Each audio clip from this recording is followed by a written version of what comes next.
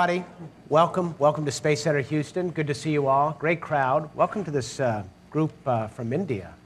Give them a round of applause for being here and making space truly an international experience. For me, this began about a year ago. It was actually, I looked at my calendar, it was December 22nd, 2008. I had just been fired a couple of weeks prior from CNN, and I had a lot of free time on my hands, and I was wondering what to do with my life. And I ran into Scott Parazynski at Grand Central Terminal in New York City. He came up to my shoe sign stand and asked for a spit shine. I gave it to him. He gave me a nice tip and bought me lunch. And we talked a little bit about his attempt to go to Everest the previous year, where he came ever so close to reaching the summit, yeah, it was sad. It was a terrible thing. He was doing just that, as a matter of fact, when his back gave out and he had to turn back. You got as far as Camp 3, which is, really that's the last step before you get to the summit, and he didn't make it. And so we talked at lunch about what a shame that was. And, gosh, I'm available now. I'd like to at least get to base camp. And let's see if we can cook up a deal where we get this sponsor. We'll make it a viral experience on the web and on and on and on. Well, we executed everything about that except for the fact I didn't get to go. I ended up being mission control, which meant I sat in my laundry room in New York the whole time because I had another project, unfortunately. This is the world of being a freelancer.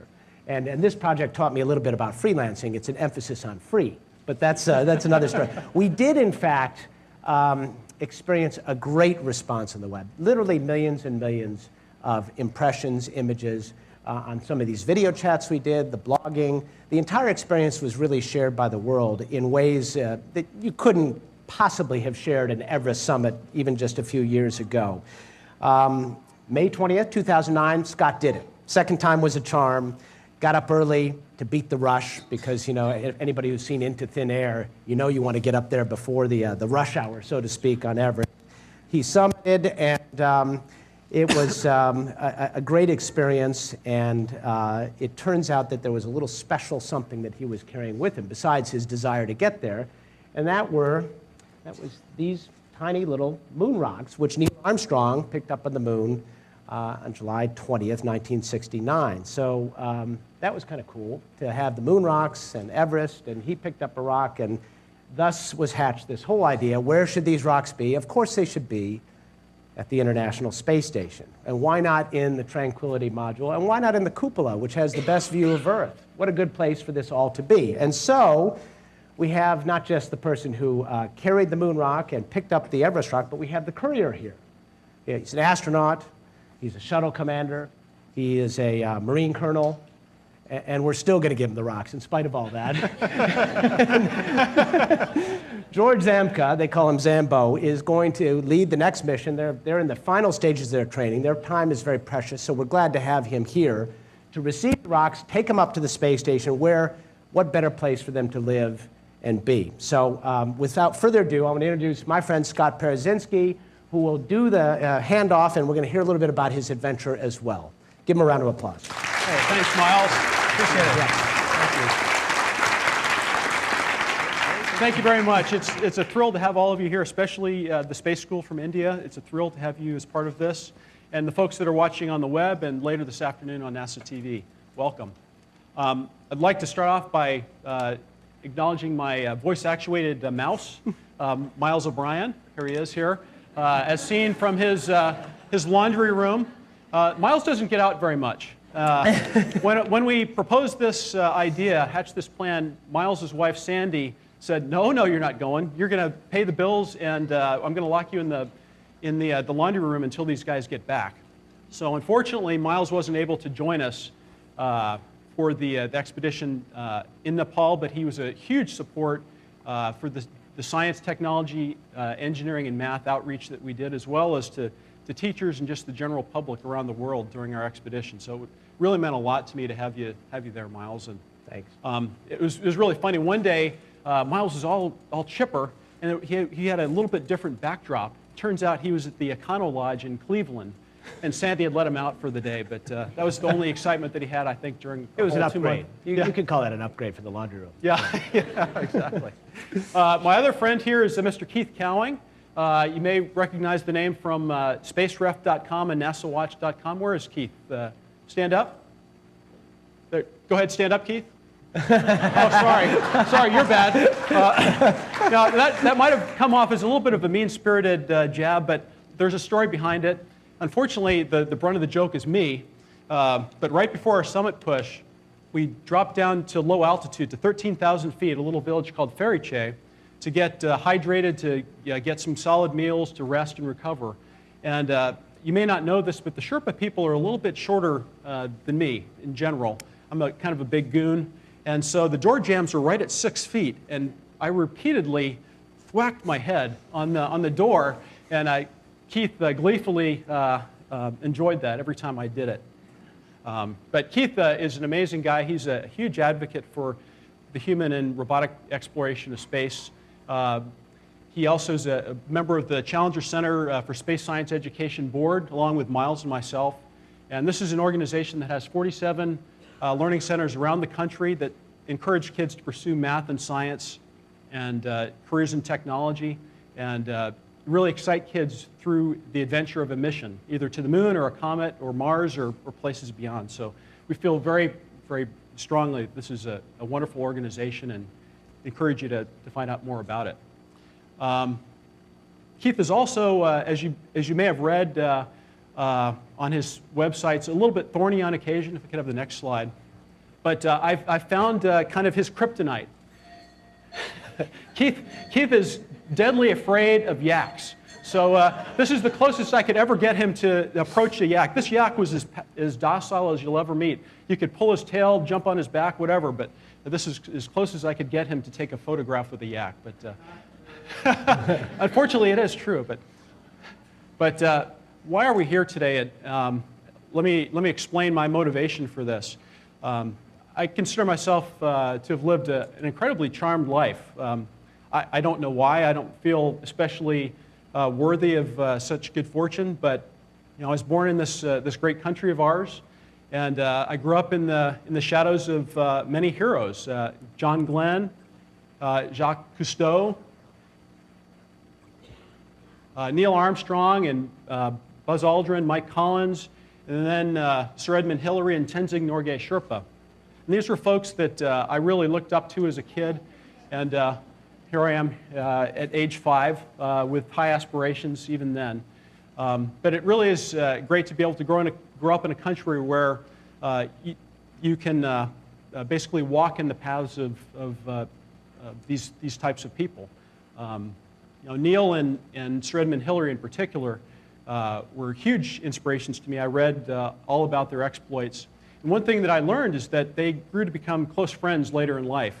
They had, in fact, traveled to the South Pole together and stayed in close touch up until Sir Edmund's death not too long ago. So one of the things I wanted to do to honor them and pay tribute to great explorers was to take a small sample of the moon with me to the top of Everest and then bring back an Everest summit rock and display it in some fashion. And lo and behold, they actually gave me an Apollo 11 sample. I thought, well, maybe they'd give me Apollo 17 or some other mission, but they actually gave me some Apollo 11 samples here that you can see after the presentation. And so it was a real honor to have those with me, but I was terrified I was going to lose them. So one of the things that I did before going to the summit, I was afraid that up on the summit of the mountain wearing these huge mitts, I would drop this little quarter-sized sample, and then NASA would be after me for the rest of my life. And they wouldn't believe me that it fell down a 10,000-foot face. So I built this very fancy enclosure, and of course, all astronaut innovations involve gray tape. So this is actually gray tape and then 2 Pringles lids. We had lots and lots of Pringles at Everest Base Camp, and it did a very nice job for carrying the gear. So next slide. I'm not going to tell you about how I single-handedly conquered Mount Everest, and in fact, what I'm going to tell you about is that it's an incredible team effort. And I wanted to tell you about a team that I was a part of and very proud to be a part of with George here, and I also have a couple of my former crewmates. Pam and Dan, if you want to stand up. And I promise not to tease you. It's great to have them here as well. But this is an amazing crew and an amazing flight to basically install a new module called Harmony, or Node 2, very similar to what George is going to take up on his upcoming flight. His is called Tranquility. One of the things that happened, though, during the flight is one of the solar arrays became torn during the redeployment of the P6 solar arrays. So it was really one of the high points, I think, of NASA's history to come together and develop a plan within 72 hours to go out and repair this solar array in a way that had never been envisioned before. Brilliant people. This is Derek Hausman, our lead flight director, Dina Cantella, EVA, Sarmad Aziz, robotics, and Swanee, our Capcom. Many, many people work together. This is Dan Tani and Stephanie Wilson, and in the backdrop you can see their robotics instructors. They were represented on orbit as well. But it was an amazing team effort both on the ground and up in space. There's Peggy and Yuri getting us slammed into the airlock. And George was a key part of this as well. The new module that we took up called Harmony became a metal shop. And so Peggy and George came together and built these cufflinks that actually stabilized the solar array. And Doug Wheelock and I went out and zippered it back together, and it worked like a charm. So this was a really neat photograph taken during the fly around that George did. And just wanted to brag a little bit about him. He has nerves of steel, because typically we have computers that talk to one another and work, and we can feed data into these computers and give the pilot the information to sense how far he's separated from the space station and the rates of separation and where he is relative to the space station. He didn't have any of that. He had just the little handheld laser that I was feeding him data in his eyeballs, and he flew a perfect fly around. So I know he's going to do a wonderful job on this upcoming mission. He's also a Marine, and this is our gag photo. Of course, we had Pam Melroy. Pambo was her call sign in the Air Force. Zambo here, we became the Rambo crew. I'm called Longbow. We have Boichi or Taibo with us here as well. But of all the people, Zambo scares me the most. I mean, look at this guy. So with that, we could call George out here and let me present this to you. Awesome. Oh my goodness. The only thing, it's a beautiful display, but it needs Velcro. It does, to stick it up, we do. I wanted to just say a little bit about the rocks. First, about the nerves of steel, thanks for that. I wasn't talking a whole lot when that was going on, so maybe that's what he thought meant nerves of steel. I think I just wasn't being too social at that point. These rocks have already done more than a human being can do in a lifetime. For 4 billion years, they were on the moon undisturbed. They went through an ascent on a spaceship, traveled to Earth, and then Scott took them to the limits of human endurance by climbing up with them onto Mount Everest. And so they've already got a tremendous history. And they're about to get a mileage upgrade. When they go on the space station, they're going to travel at 17,500 miles an hour for a number of years. So they're going to get a tremendous trip, and they're going to be in the cupola of the Tranquility node that will be on the space station. And they'll be there as a reminder to all the astronauts that are up there of what human beings can do and what our challenges are. So this is a tremendous opportunity, and thanks so much for giving them to us today, Scott. Thanks, Appreciate it. George. Appreciate it. Thank you very much.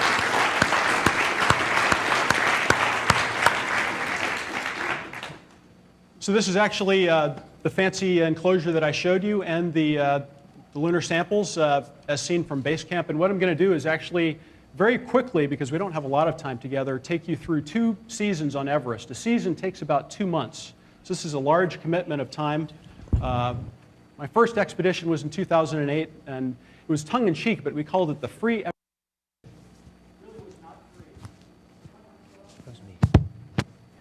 you hear me now? I feel like I'm in a commercial.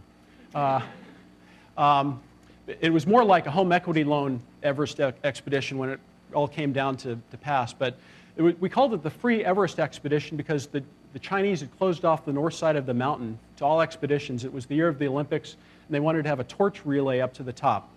And so I assume they just didn't want to have any free Tibet rallies on the top of Mount Everest. I'm not sure what a rally like that would look like.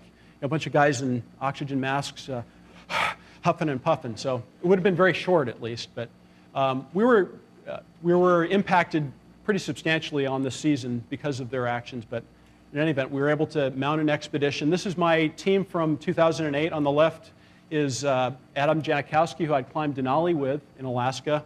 And then Angnamya Sherpa and Kami Sherpa, who was my sidekick. He'd already summited Mount Everest 8 times. Became a very close friend. And this is the rest of my IMG, or International Mountain Guides expedition. In the background, off in the far left there, you can, let me see, I actually have a laser pointer here. Let's use technology. So right up here is Mount Everest, and you can tell it's not a good climbing day today. Next slide. So obviously Mount Everest is a really, really big mountain. There's, for comparison, the Empire State Building.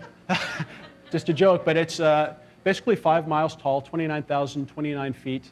As I said, takes about 2 months to ascend the mountain. Once you get there, it's a stair-step process of going through the ice fall several times, which is one of the riskier portions of the climb. You can see these large blocks of ice that you have to crawl across. Some of these crevasses are 200 feet deep, big seracs that may be 150 feet or 200 feet in height that tumble periodically. It's a pretty spooky place, but we try and leave base camp very early in the morning and get through there before the sun warms the ice fall, and then things start to relax. This past season, actually, we had 2 very significant avalanches, one of which was fatal, and I'll show you that in a moment. But that's basically what it's like going through the Khumbu ice fall. There are large ladders crossing some of these chasms.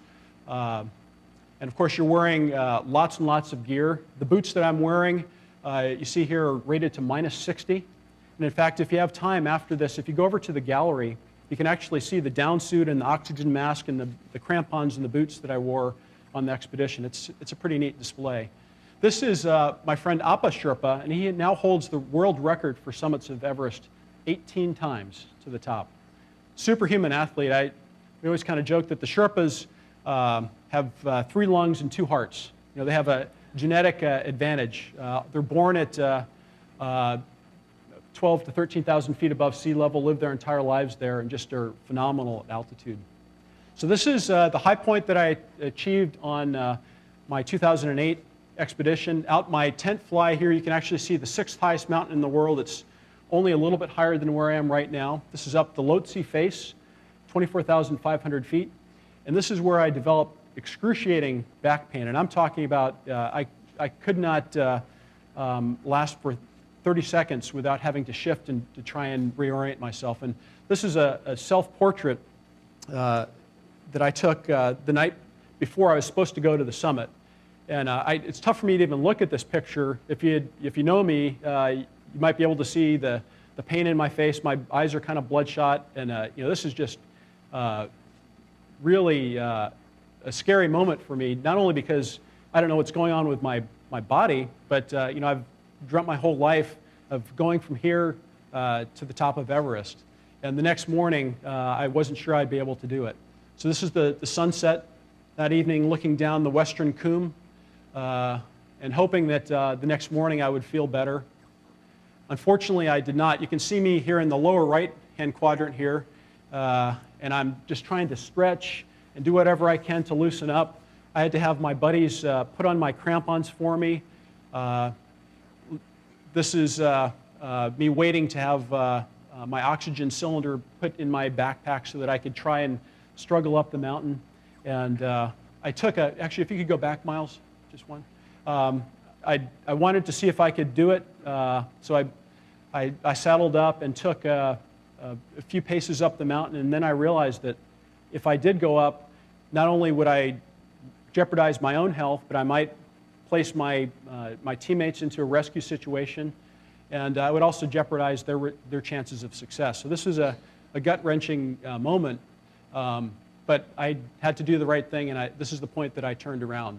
And not knowing if I would ever be able to come back. The other thing that I wanted to point out on this down suit that I'm wearing, it's essentially, you'll see it across the way, but it's like a walking sleeping bag. This thing is amazing. It's got down that's this thick. But I had some special patches sewn on the front of them, and this is the flag that was on my spacesuit during STS-120 and that solar array repair. That flag obviously meant a lot to me, so I put that on my down suit. So even if you have a pretty serious injury, you still have to get yourself down, and it's pretty steep, and it's a long, hard, arduous path. But on the bright side, I had an unlimited supply of ice. So I would just lay down every 20 or 30 minutes and stretch. And this is my buddy Bob Lowry, who is a hero to me. He really came through for me. He made it up to Camp 3 as well, but decided that he couldn't make it to the summit. He just ran out of steam. So he came down with me. He was a former martial artist and a physical trainer. So he stretched me out and helped me get down the mountain. And here I am at Advanced Base Camp, Camp 2. 21,500 feet, spent one night there, and got ice on my back, hoping that the pain will go away, but it really did not. Despite that, one of my other climbing buddies, this is Monty at Camp 2, ended up having a very, very serious nosebleed at both both nares, and lost about 20% of his blood volume. So he was in incredibly rough shape. So we managed to get down to base camp. And ultimately, as Monty's personal physician, I was able to fly out on a helicopter with him, which is nice because it's, as Keith can attest, 36 miles coming down from base camp. And you do it in 3 days. It's quite a hike. So here we are. On the left is Monty in the helicopter, and then after we've been to the clinic in Kathmandu, he's got the nasal packs out. We went to the Rum Doodle, which is a famous restaurant in Kathmandu. And the tradition there is that if you summited Mount Everest, you can sign the wall behind the bar. And so Hillary and Messner and Tenzing Norgay and everybody, the who's who of mountaineering, has signed this wall. Monty and I were not worthy, but we did have an Everest beer at the Rum Doodle anyway. So as Miles mentioned, Everest never left the back of my mind. I always wanted to get back in some fashion. Didn't know how I would do it, but thanks to Miles and Keith and other people that were very encouraging, I was able to find sponsorship, and these are some of them. Spot is a geolocator, and also the Discovery Channel filmed this past year, and I was the team physician for that. So I was able to get back to the mountain, and it was such a joy to be back. I felt like it was almost like going back on a second space flight. Having been there, done that, I knew what to expect all except for that very last day. And so I went with a lot of strength into the season this year. This is my really good friend, Danuru Sherpa. He's now summited 11 times, just a superstar.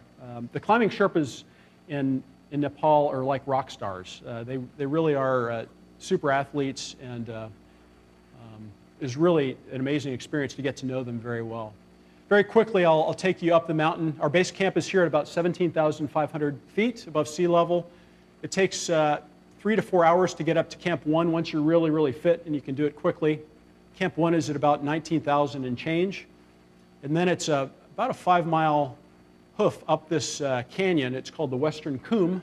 It's a Welsh term, coombe for canyon, up to Camp 2 at 21,500 feet. And that's our advanced base camp. We spend a fair amount of time up there.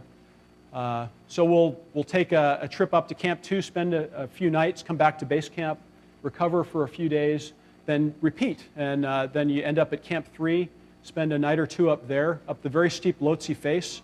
That camp is at 24,500 feet. And you come all the way back down to base camp and wait for the weather window. And we tried to summit in earlier May. May 11th would have been our summit day, but the weather closed in. And if any of you have seen the Everest Beyond the Limit series that just played right after Christmas, John Golden, one of my teammates, tried to get up in that weather window, and that window closed down on him, and none of them were able to summit. So we came all the way back down to base camp, and then, next slide. So back up a little bit and talk about our team. This is our Sherpa team, the IMG Sherpa team, And they are just the happiest and most contented people you will ever meet. They're incredibly kind-hearted. They're very spiritual. They believe in Tibetan Buddhism, and it was really an honor to spend time with them. This is my friend Rohan from Connecticut. He and I climbed together last season. He climbed with a different team this year, but he became the very first Jamaican and the very first African-American male to summit Mount Everest this year. So it was great to see him again. Here's a nice photo of Denuru, my climbing partner. And next slide is, this is Ray Jean from Quebec, and this is Dawa Sherpa. And the story I have to tell you about these guys. I was going to climb to the top with Ray Jean. Unfortunately, he developed a medical issue on our first summit bid and had to turn around right at the top of the ice fall. And it was really difficult. I was about an hour ahead of him, and so I was giving him medical advice, actually sent Denuru down with some aspirin because that was something that was indicated at the time. And he ran down. Thankfully, that stalled him enough that he avoided getting trapped in a fatal avalanche. If you go to the next slide, we saw two incredibly powerful avalanches this season. This one on the right here, if Ray Jean and Dawa had left right away, probably would have been in the middle of this. And this is almost like a nuclear mushroom cloud when these things come across. That they just cover the entire base camp, covering acres and acres of terrain. All of the pathway up the ice fall is obliterated after this. And so thankful that they narrowly missed getting caught in this avalanche. As it turns out, they were actually completely dusted with snow, and it was very difficult for them to breathe for about 2 minutes. Next slide. So now I'm going to take you up to the very top of the mountain. This is one of the crux sections of the mountain. This is called the Lhotse Face. It's very, very hard blue ice. And of course, we have crampons on our boots so we can kick in directly or edge in a little bit. There are fixed lines to also protect us. But if you were to become unclipped or to fall, it would be a certain death. It's 3,000 feet of vertical up this wall. You can only build, if you go back 1 mile, they're little platforms that we dig into the side of the mountain. Actually, our Sherpa team thankfully did this. I'm not sure I would have had enough energy to build these tent platforms. But at the beginning of the season, the teams go up and build up these little tiny platforms, just big enough to accommodate a little tent. And you can actually see that there are lines all the way through camp. The reason being, if you were to go out in the middle of the night to attend to nature, if you don't clip in, it's possible that you could be swept on down the mountain, and that has indeed happened. So they put in safety lines all through the camp. Next slide. Here we are, hypoxic at 24,500 feet. This is Denuru, and this is Sanduk Sherpa, and he was Ed Wardell's Sherpa. He helped with the filming of the Discovery series. Really great guy. Denuru and I got up very early the following morning. I guess this would be the 19th. This would be May 19th. Around 5 in the morning, we got a head start on pretty much every team. We passed several teams and really felt strong. This is called the Yellow Band at 25,000 feet. You can see back here a chain of ants. Those are climbers coming from Camp 3. It's very, very beautiful, but also kind of intimidating. It's very, very steep up on the top of the mountain here. We're heading towards Camp 4, which is our final camp. This is called the Geneva Spur. If you've read Into Thin Air or any books about Everest, it's a very prominent landmark on the way to the south col of the mountain, which is the saddle between Lhotse, which is the 4th highest mountain in the world, and Mount Everest. And of course, at this point, I'm wearing oxygen. Denuru doesn't need it until Camp 4, but he's a lot tougher than I am. And here we are at Camp 4. This is the most desolate, wind-swept place you can imagine. And hopefully there aren't any media here. This is a joke. prelude to that. I kid a lot of times that this is where NASA faked the moon landings, because it's just such a unbelievably desolate place that you can't believe it. But thankfully, when we're up there, is relatively calm. We rested for several hours. I got up here at around 9 in the morning. We drank lots of tea, ate what we could. You don't have much of an appetite at these altitudes, but ate what we could. And then the plan was to leave that evening at around 9 o'clock at night. This is the view up towards the summit from Camp 4. And we'll go up this triangular face up here to the balcony at about 28,000 feet, and then follow the southeast ridge up to the south summit. And then you actually have to drop down a little bit to a cornice ridge, very airy, and I'll show you some pictures of that later, cross the Hillary Step, and then up to the true summit. And so we left at 8:17 in the morning. I really didn't want to be in a situation, as other climbers have, where they've been in a bottleneck and caught and frostbitten and just taking too many risks. So I left early, set a nice solid pace, and we led the whole way. And my ultimate goal was to arrive at the summit for an orbital sunrise. When we're up in space, we see these beautiful sunrises, but they happen so quick. You're traveling at 17,500 miles an hour, and it's a beautiful sphere, the sun rising up beyond the limb of the Earth, the whole spectrum of light flashing before your eye, but it happens quickly. And so I wanted to get up here and savor that experience, and I did. It was 4:05 in the morning when the orange hue started, and on my descent down the summit ridge, I saw the full sunrise. So it was a really powerful experience. I took, obviously, family photos with me. This behind me here is actually kind of neat. It's a golden Buddha in a case. And some devout Sherpa or team of Sherpas brought that up there. I'm also sitting on a number of prayer flags, and these have special significance in Tibet and also in this region of Nepal. The notion is these Sanskrit written prayers are taken to high mountain passes, bridges, and summits of mountains. And through the test of time, the wind, the sun, the snow, the elements, they slowly disintegrate, and the prayers are carried up to heaven. So one of the things that I wanted to do is also pay tribute to some of my heroes of space exploration. So I had these flags made that pay tribute to the Apollo 1, Challenger, Columbia, Soyuz 1, and Soyuz 11 crews. And so these flags exist now up on the top of the world, and slowly but surely they'll also be carried back up into the heavens. So. And I had already displayed this little fancy container, but this is the summit of Mount Everest, or just down the slope from the summit, because it was getting kind of crowded at this point. The lunar sample, and then Deneuer really nailed this picture. If you can see that little sliver of a moon at the top of the frame. You can also see the frost on my eyebrows, and it's cold up there. It's probably minus 40 or below at this point. You can also see the curvature of the Earth from this vantage point, and it's just unbelievable airy view on the summit ridge. Some of the sections of the summit ridge are only enough for your boot to fit onto.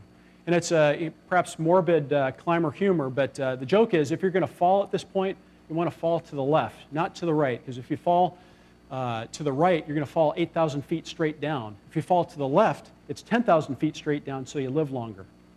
So we think that's funny, I don't know. So one of the things that was kind of cool for my summit is that I summited at night. So I just kind of blazed up the Hillary Step. I didn't have this perspective of looking 10,000 feet straight down. I think that would be kind of a big gulp moment. But this is what it looks like from the south summit. This is the Cornice Ridge. It's kind of hidden behind this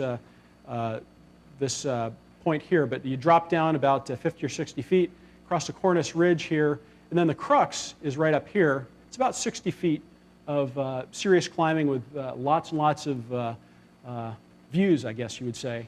And next slide. Here's a close-up view of the Hillary Step. And probably the toughest part is this traverse here on mixed rock and ice and snow. And you're very, very careful, especially coming down. It's one thing as you're climbing up a mountain, if you fall and trip, you're going to fall into the mountain. But on your way down, if you catch a point, it can be a really bad day. So you really pay attention on the way down. But you're also distracted by views like this. This is the shadow of Everest as seen from that summit ridge. Just beautiful. And arriving back at base camp, it's about a 6-day round trip from base camp when you commit to the summit, from base camp to the top and back down. And I'm 25 pounds lighter than when I started this expedition. So I think I'm going to write a fad book called The Everest Diet. I hope you buy it. And here we are at the Rum Doodle, the famous Rum Doodle. And this is my buddy Dawes Eddy. And I don't know if you'd seen the Discovery Channel, you would have been introduced to him. But he's an amazing human being. He's 66 years old. And for one day, unfortunately, he didn't hold the record for too long, but he became the oldest American to stand on the top of the world. He summited with me. He's an ultra-marathoner and just a great spirit, always smiling, always positive, and it was really amazing to share the experience with him. And here we are at dinner after the expedition. I usually don't condone the use of alcohol, but on occasion, here we are with our Everest beers, and really had a great time that night. This is Keith, of course, and then Mike Hamill and Chris, who I think will be going back next year. He made it up a little bit above Camp 4, and is a very strong climber. I hope he goes back and tops out. And there's Dawes. Hey, Mike, so one of the fun is, things we Scott did is had communications with the International Space Station. Mike Barrett and Koichi Wakata were on orbit, my close buddies. And it was actually Mike Barrett's 50th birthday, so we'll just play this little video. Hey, Mike, this is Scott and friends. How you doing? Happy birthday.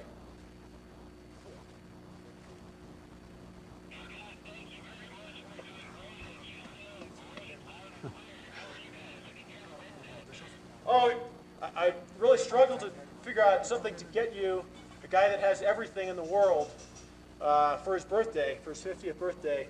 And I decided the best thing I could do for you is not sing happy birthday to you.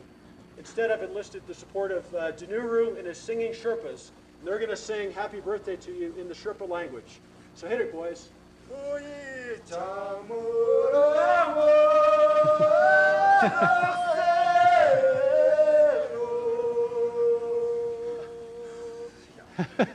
there you go. Happy birthday, Mike. Happy birthday, Mike. Everyone here at base camp or at Camp 2 wishes you happy birthday. You should hear their studio cut. They're awesome. That's just impromptu, but once you hear them on vinyl, they're great. I wish you continued success on your expedition. If all goes well, in a few weeks, we'll somehow figure out a way to patch into you from the summit of Everest. So there you go. Thank you very much for being here today.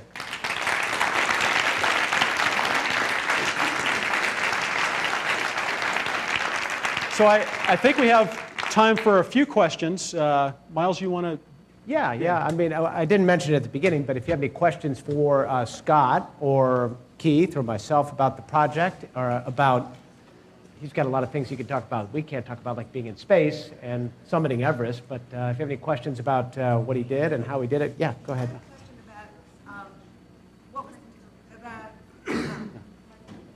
About the fact that your back hurt you Yeah. so much the first time, and do you know what that was, and why didn't it happen the Yeah, second time? I should have mentioned that, actually. I came home. I assumed that the pain would go away as it always had in the past. I'm a fairly tall guy, so I'd had back issues in the past. Turns out I had a ruptured disc in my back. And so the pain was not going away. In fact, it was getting worse. And so I had surgery, and that enabled me to get back to the mountain this year. That's an important detail you left out there. Yeah, I know. He was not kidding around. His back really hurt. Go ahead. Do the difficulties faced in the Mount Everest and in the space are similar or what? Well, that's a great question. They're very similar in many ways. You saw on the summit of Mount Everest wearing the big down suit, wearing oxygen, big bulky gloves, ropes and things, kind of like tethers we use out on spacewalks. So when I left my tent that morning for the summit, in the pitch darkness, I felt like I was leaving the airlock of the International Space Station. I had all this gear on. I was dependent on my gear, my training, my physical fitness. I was counting on my mission control team at base camp and back at the laundry room. And so it really felt a lot like a space flight. There's some differences, though, too. I think on Mount Everest, when you're out there, even in base camp, you feel at risk from the elements all the time because it's cold, it's uncomfortable. You're exerting yourself very, very hard every single day. Whereas up in space, you see us and we're floating around and we push off with our fingertips and fly like Buzz Lightyear and do all these neat things. And so it's not, you don't have the same sense of risk or danger as you do on Mount Everest, even though it's there. But good question. So space is a piece of cake by comparison. No. Go ahead. In such an adverse area that you are doing, what do you usually eat? On the mountain? Yeah, so we took a fair amount of Western It's not food exactly with- haute cuisine, is it? No, Yeah, right, well, right. it's haute, but it's not cuisine. This is the right way to say it. Yeah, so we ate a lot of the Sherpa food, and they love, and I used to love it too, called dal bhat, and it's rice and lentils, and it's kind of exotic. It's a neat taste, but it was coming out of my skin by the second month. I was so sick of it. And then the other thing that they take up to the high camps is Spam. And I'm not a big fan of Spam anymore because they would fry it, they would boil it, they had all sorts of different ways to prepare it, but it was still Spam. Space food is better. Question in the back. Talking about it being very crowded up there, how many people at any time are climbing the mountain, and what percentage is successful? Well, I define success by making a round trip. So whether or not you tag the summit, there are about 250 to 300 aspirants each year that try, typically. And I don't know the final count this year, to be perfectly honest. That was the number from 2008. I'm not exactly sure for this year. But it would surprise me with the numbers in base camp. There are quite a few people who go to base camp, yeah, right? so the infrastructure Yeah. to support, so there are cooks and porters and yak teams that are coming and going. And then one thing I forgot to mention, we had a great team led by Sabrina Singh here at the Johnson Space Center. She brought in a trekking team from NASA both years, and it was really a thrill to have them come in. But trekkers come into base camp as well. So the city grows to probably 1,000 people at its peak. A lot of people in base camp. But once you get up higher in the mountain, it's much more limited. You want to, as I said, be ahead of the game. Hopefully, pick a day where not as many people are going up, because even 40 or 50 people is a crowd up there, and so that we have seen days where 40 or 50 people have tried to go up, and it wasn't a factor for my day. I think we may have had 35 people try. The success ratio, it's 1 in 3 who leave base camp for the summit make it to the top. 1 in 3. And on that ridge, it's a one-way path. You can't. That's right. You have to wait. You have to wait on one Yeah. side of the cornice or the other. Yeah. Anybody else with questions? If you were given a chance to live in moon, what would you do? How would you feel? I'm sorry? If you Chance to were live on the given moon. a chance to live in moon, Oh, yeah. what would you do? How would you feel? I would be thrilled to live on the moon, and I hope that in the years to come, we will be going back to the moon to live, to stay for not just a few days at a time, but to explore, to visit unseen craters, to see if we can live off of the land, maybe even to use the structure of the craters there for radio astronomy. There are all sorts of things that we could do to explore the moon, and also understand the origins of our solar system. And then also use that as a test bed so that we can ultimately get to the planet Mars, which has a lot of promise for understanding how life might have once evolved in another planet. What's the tallest peak on the moon? Do you know? I think it's like 10,000 feet. Yeah. Does anyone? 10,000 feet at 1/6 gravity, no problem. Right? You can do that in a day. Yeah. It'd be a stroll, right? Yeah, and then Hop right actually up. the Olympus Mons on Mars is 25 miles tall, so it's 5 times as high as Everest. Yeah. But that's 1/3 G, so that'd Yeah. be That'd be more of a challenge. That'd be more yeah. of a challenge. Yeah. Anybody else? Yeah, go ahead. So Scott, what now?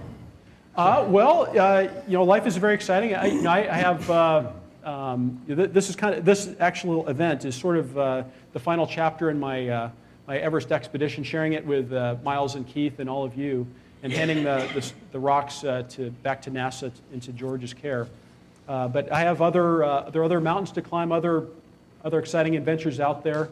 I don't know if they'll be exciting to the greater world, but that's not probably so important. I know that I'll always have adventure in my life, and we'll see where it takes me. Maybe. No, I'm not committing. The question was, do you want to write a book? Yeah. That's a lot of work, I think. It's actually more work than doing Everest. Yeah, I think that Go ahead. hard. Go ahead. If you are given a chance to, if Chandrayaan has found water on the moon, do you believe it? I do. I very much believe that the discoveries of the Chandra satellite have discovered water on the moon, and it's a great target for us to send human beings as well, because we can use that water ice to extract oxygen, to extract water as well, to melt it for drinking, maybe even to grow crops using the lunar soil. So it's a very exciting discovery, and I think that may be the very first place where we send human beings back to the moon. 2 more questions, and you can probably make rocket fuel out of that too, right? Hydrogen Yes, and oxygen. that's right. It's possible. Go ahead. How much days did it took to climb Mount Everest? How much? How many days? Total? It was 60 days from leaving here in Houston, my home, to standing on the top. So 2 full months. Now you see why I couldn't go. Yeah. Couldn't get out of the house. We couldn't get out of the fly. laundry room. Yeah. Too many spin cycles to do. Yeah. Go ahead. You made all the way to space, and you even conquered Mount Everest. So, which, according to you, is a greater achievement? Oh, good question. That's good. Good question. I gave him that question. Yeah, you're a plant. Yeah. Future reporter right there, I'll tell you. Right? Yeah.